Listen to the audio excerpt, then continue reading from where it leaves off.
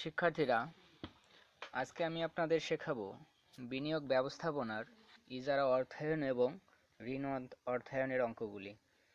এই অধ্যায়ের অঙ্কগুলো সাধারণত সিদ্ধান্ত নির্ভর হয়ে থাকে। এই অধ্যায়ের অঙ্কগুলোতে দুটি অপশন থাকে, একটি হচ্ছে বোরো অ্যান্ড বাই অপশন, অন্যটি হচ্ছে লিজ অপশন। এই দুটি অপশনের মধ্যে কোনটির প্রেজেন্ট ভ্যালু কম হবে আমরা সেটি গ্রহণ করব। আজকের ক্লাসে আমি আপনাদেরকে বোরো অ্যান্ড বাই অপশনটি শেখাবো। বোরো অ্যান্ড বাই অপশন করতে গেলে 5টি ওয়ার্কিং করতে হয়, তবে আরেকটি ওয়ার্কিং আছে, সেটি ওয়ার্কিং এর অন্তর্ভুক্ত করলেও হবে, না করলেও হবে। আজকের ক্লাসে আমি আপনাদেরকে ইন্ডিং দিয়ে কিভাবে অঙ্ক করতে হয় সেটি শেখাবো। এখানে প্রথম সূত্রটি তাহলে দেখে নেওয়া যাক। পিভিএ মানে present value equal PTM, second bracket 1 minus 1 ভাগ 1 প্লাস আর তার উপর এন, পুরোটা ভাগ আর। এটি হচ্ছে সময়ের শেষে কিস্তি প্রদান করা হলে। এবার 2 নম্বর ওয়ার্কিংটি দেখে নেওয়া যাক। 2 নম্বর ওয়ার্কিংটি হচ্ছে ক্যালকুলেশন অফ ইন্টারেস্ট। এখানের মূল উদ্দেশ্য হচ্ছে আমরা কিভাবে ইন্টারেস্ট বের করব।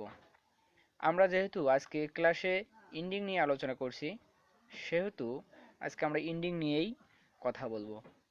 এখানে যে বক্সে যে 0 বছরটি দেয়া আছে সেটি আসলে আমরা বাদ দেব। এই 0 বছরটি তখনই প্রয়োজন হবে যখন আমরা বিগিনিং দিয়ে অঙ্ক করব।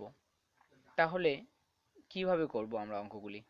এখানে নির্দিষ্ট কিছু নিয়ম আছে, যেমন ইয়ার বসাতে হবে, বসানোর পর বিগিনিং ব্যালেন্স, মেশিনের ক্রয় মূল্য সেটি হচ্ছে বিগিনিং ব্যালেন্স, সেখান থেকে অ্যানুয়াল লোন পেমেন্ট।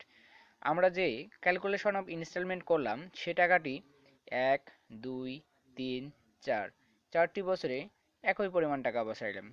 বসানোর পর আমরা বিগিনিং ব্যালেন্সের ওপর যে ইন্টারেস্টের হারটা দেয়া আছে সেটি কেটে ইন্টারেস্টে বসাবো। Principal payment, annual loan payment থেকে ইন্টারেস্ট বাদ দিলে পাবো প্রিন্সিপাল পেমেন্ট। বিগিনিং ব্যালেন্স থেকে প্রিন্সিপাল পেমেন্ট বাদ দিলে পাবো ইন্ডিং ব্যালেন্স। প্রথম বছরের ইন্ডিং ব্যালেন্স, দ্বিতীয় বছরে সেটি হচ্ছে বিগিনিং ব্যালেন্স। দ্বিতীয় বছরের ইন্ডিং ব্যালেন্স সেটি তৃতীয় বছরের বিগিনিং ব্যালেন্স। 1 নম্বরটি আমরা যেভাবে করেছি, বলতে প্রথম সালটি যেভাবে করেছি, দ্বিতীয়, তৃতীয়, চতুর্থ সালটি একইভাবে করবেন। এবার আসি working 3, calculation of depreciation. Depreciation এটি স্ট্রেট লাইন মেথডে দেখানো হয়েছে। ডেপ্রিসিয়েশন বের করতে গেলে আমাদের যা করতে হবে, ডেপ্রিসিয়েশন সমান সমান কস্ট মাইনাস সালভেজ ভ্যালু ভাগ অ্যাসেট লাইফ। এখানে মানগুলো বসিয়ে দিলে আমাদের ডেপ্রিসিয়েশন বের হয়ে যাবে। এবার আসি working 4, calculation of tax savings. Tax savings আসলে 3টি জিনিসের ওপর হয়। একটি হচ্ছে maintenance cost, 2 interest on loan, আরেকটি হচ্ছে ডেপ্রিসিয়েশন। এখানে 5টি বছরে দেয়া আসে। আসলে আমরা যে 4টি ইয়ারের অঙ্কগুলি করি, 4টি, তাহলে ঘর হবে 4টি, সারি হবে 4টি। যদি 5 বছরের হয় তাহলে সারি হবে 5টি, এবং অতিরিক্ত হেডিং লেখার জন্য একটি করে ঘর দিতে হবে। এখানে প্রথমে আমরা কিভাবে নির্ণয় করতে হয় সেটি আলোচনা করতেছি। ইন্টারেস্ট, ডেপ্রিসিয়েশন এবং মেইনটেনেন্স কস্ট, এই 3টি কস্ট যোগ করলে আমরা টোটাল পাবো। টোটাল থেকে ট্যাক্স সেভিংস, আসলে এখানে হার কত পার্সেন্ট দেওয়া আছে সেটি কাটার পর যে টাকাটি হবে সেটি হচ্ছে ট্যাক্স সেভিংস। ট্যাক্স সেভিংস করার পর আমরা আসলে আরেকটি ঘর না করলেই নয়, সেটি হচ্ছে calculation of KD, cost after debt. KD নির্ণয়ের সূত্র হচ্ছে KI one minus tax rate, যে ওইদিকে যে আমরা ইন্টারেস্ট রেট যেটি দিয়েছি সেটি হচ্ছে কস্ট বিফোর ডেপ্ট, মানে সুদের পূর্বের। এখন সেখান থেকে ট্যাক্স বাদ দিলেই আমরা পাবো কস্ট আফটার ডেপ্ট। এখন calculation of PV ending period. Ending period কীভাবে করব? এখানে মোটামুটি যদি মেনটেনেন্স কস্ট দেয়া না থাকে তাহলে আমাদের একটি ঘর কমে যাবে, আর যদি দেয়া থাকে তাহলে 8টি ঘর হবে।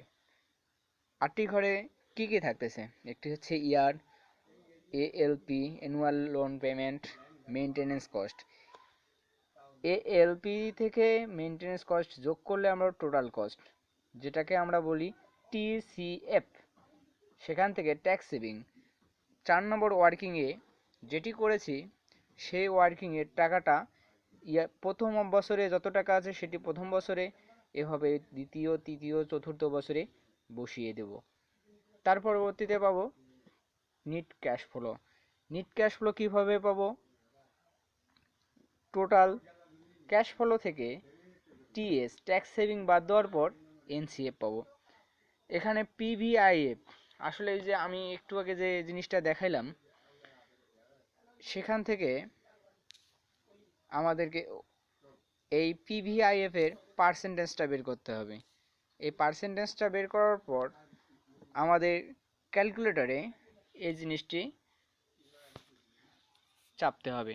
1 সমান ভাগ 1 পয়েন্ট কেডির পার্সেন্টেজ যত যদি হয়ে থাকে 0.72, তাহলে 0.72 দিয়ে সমান চাপবো। সমান চাপলেই আমাদের নির্ধারিত মানগুলি আসতে থাকবে।